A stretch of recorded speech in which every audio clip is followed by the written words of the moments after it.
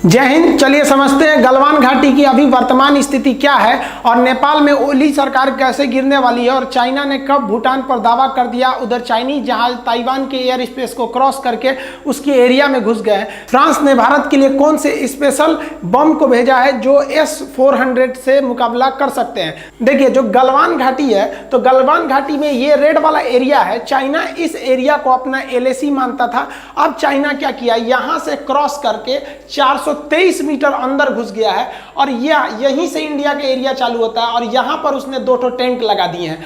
अब ये टेंट लगा दिए हैं तो वो तो क्रॉस करके आया। अब ना इंडिया पीछे हटने को तैयार है और ना ही चाइना। चाइना कह रहा है कि आप यहाँ पेट्रोलिंग करने नहीं आएंगे तभी हम हटेंगे। अब इंडिया का कहना है पहले आप हटिए उसके बाद ही अब कोई बातों को डिसाइड करेंगे। अभी दोनों देश आमने सामने हैं, लेकिन भारतीयों को यहाँ एक चीज का चुनौती का सामना करना पड़ रहा है कि चाइनीज वहां पर हमले करने के लिए तैयार बैठे रहते हैं। वो समझौते को नहीं मान रहे हैं और वो इंसानियत को भी पार कर दे रहे हैं, जबकि वहां पे पहले से समझौता है कि हमें एक दूसरे पर हमला नहीं करना है। तो इस सब को देखते हुए चीन पे भरोसा नहीं किया जा सकता है। सरकार ने अपने सैनिकों को एक स्पेशल नाइफ मंगाया है, चाकू, जिसमें कई तरह के चाकू रहेंगे और इनको अपने साथ रखना है। ये एक तरह का छोटा हथियार उनके लिए साबित होगा। साथ ही यहाँ जो मौसम की चुनौती का सामना करना पड़ रहा है, इस गर्मी के दिन में भी वहाँ टेम्परेचर लगभग 0 के पास है।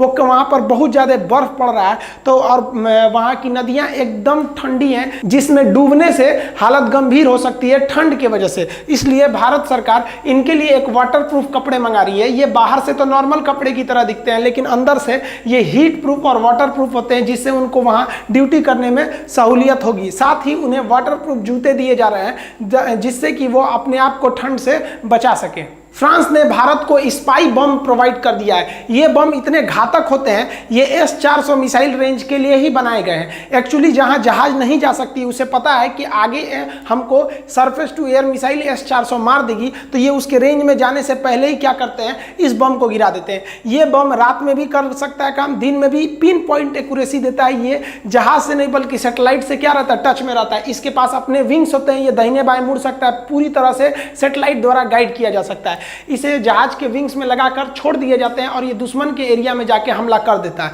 ये डबल लेयर होता है। अगर दुश्मन किसी मकान या मजबूत बंकर में है तो इसका पहला लेयर उस बंकर को तोड़ के अंदर जाता है, उसके बाद ये ब्लास्ट करता है। तो ये पहाड़ी एरिया के लिए एकदम बढ़िया बम है। ये दुश्मन को मारने के लिए एकदम सटीक है। दूर जहाज से ही छोड़ दीजिए, ये उड़ता हुआ वहां पे चला जाएगा और इतना छोटा होता है कि इसके रडार में फिगर भी नहीं आएगा। ये रडार में भी जल्दी पकड़ में नहीं आता है। फ्रांस की रक्षा मंत्री फ्लोरिसा पार्ले ने भारतीय रक्षा मंत्री राजनाथ सिंह को खत लिखकर भारत के वीर गति को प्राप्त 20 सिपाहियों के प्रति अपनी सहानुभूति दिखाई है और साथ ही उन्होंने कहा है कि फ्रांस भारत के हर विकट परिस्थिति में साथ है। भारतीय सेना का साथ फ्रांसीसी सेना हर स्थिति में देगी। ये भारत के लिए एक बहुत अच्छी खबर है।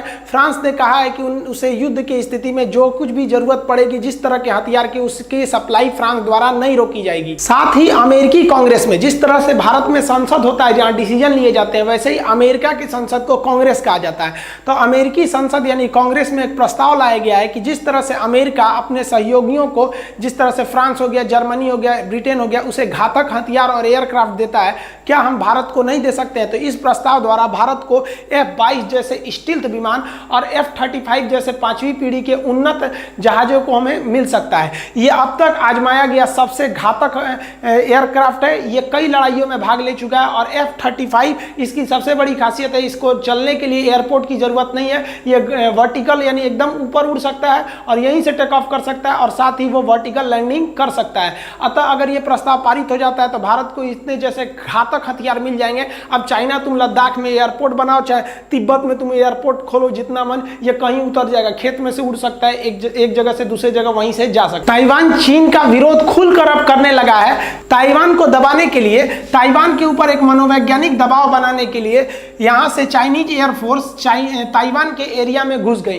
तो इसको देखते हुए ताइवान ने अमेरिका से मदद मांगी और अमेरिकी एयरफोर्स भी इसके काउंटर के लिए इसके अंदर प्रवेश कर गए। बाद में यहाँ से चाइना को पीछे हटना पड़ा। अतः चाइना के पास अभी टेंशन इधर भी बहुत ज्यादा है ताइवान के साथ, और इधर जापान के साथ हालिया द्वीप को लेकर हो गया, जिसके बारे में हम वीडियो बना चुके हैं। इसलिए चाइना जो है अभी ये दो एरिया में घिरते जा रहा है, एक इधर लद्दाख में और दूसरे इधर ताइवान के एरिया में। ताइवान जो है वो चाइना का विश्व मंच पर खुलकर विरोध करने लगा है। भारत को भी ताइवान का खुलकर साथ देना चाहिए अंतर्राष्ट्रीय मंच पर। चीन की ताकत का अंदाजा आप नाइजीरिया से आराम से लगा सकते हैं। अफ्रीका का देश एक नाइजीरिया, यहाँ एक आतंकवादी संगठन बहुत ही सक्रिय है, बोको हरम आप नाम सुने होंगे।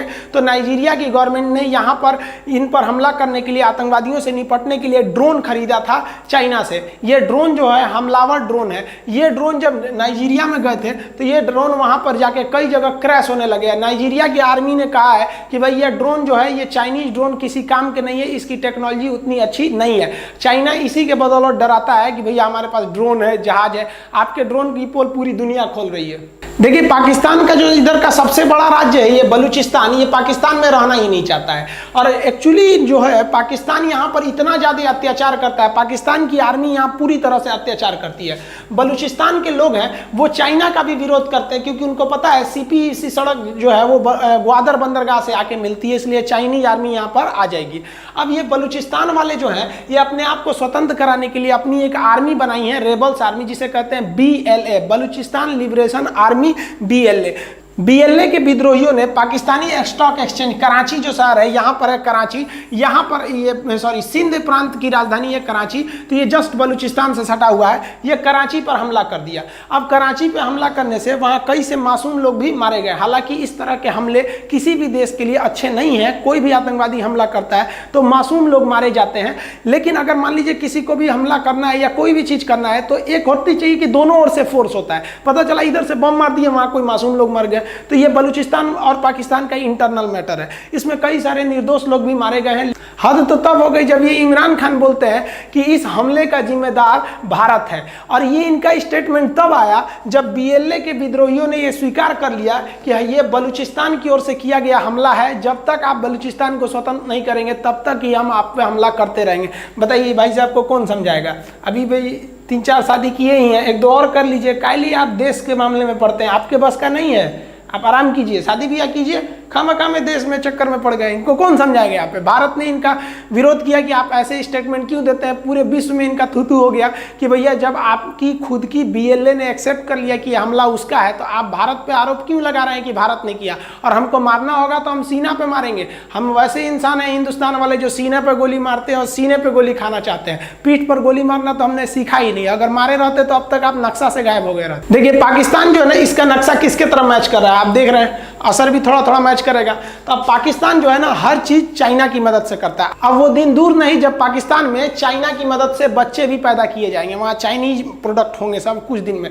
पाकिस्तान ने चाइना का सपोर्ट करने के लिए POK वाले एरिया में 20,000 पाकिस्तानी आर्मी को डिप्लॉय कर दिया है ताकि भारत पर इसका दबाव बनाया जा सके। तो इससे भारत पर क्या दबाव बनेगा भाई? हम लोग को तो पहले से तैयार रहते हैं, क्योंकि हमको पता है कि चाइना से अगर हम लोग का कुछ होता है तो पाकिस्तान उस पर कुछ ना कुछ एक्शन लेगा ही। तो ये एक मनोवैज्ञानिक भारत पे दबाव बनाया जा रहा है। हालांकि इन लोग से तो लड़ने का बहुत पुराना अनुभव हम लोग को एक बार और देखेगा आदमी।